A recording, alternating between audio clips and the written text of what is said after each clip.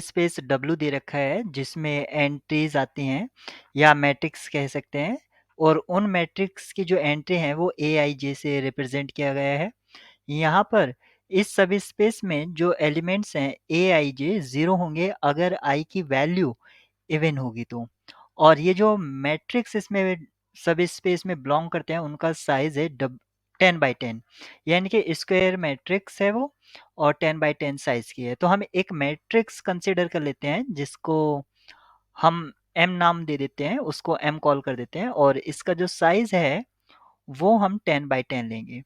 अब यहाँ पर I को इवन लिया गया है तो 1 से लेके 10 के बीच में इवन नंबर्स कौन होते हैं?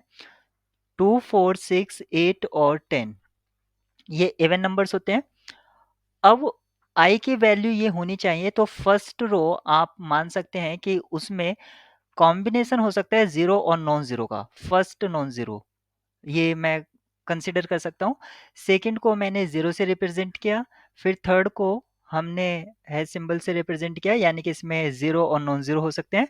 फोर्थ को इसी तरह से हम 0 लेंगे, फिफ्थ को हम 0 और नॉन 0 का कॉम्बिनेशन लेंगे, सिक्स्थ में हम 0 लेंगे और सेवेंथ में हम नॉन 0 लेंगे, फिर 8th में, 9th में और 10th में। इस तरह से हम यहाँ पर देखेंगे कि ये जो मैट्रिक्स का साइज़ था, जिसको हमने M से बोला है जिसका साइज़ है 10x10 इसमें 5 रोज़ नॉन ज़ीरो होंगे और 5 ज़ीरोज़ होंगे।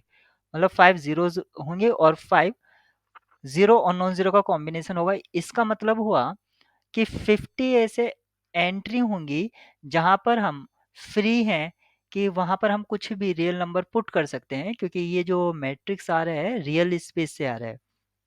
आप देख सकते हैं रियल मैट्रिसेस कहा है उसने, तो इसकी जो डायमेंशन होगी वो 50 होगी, ऑप्शन बी।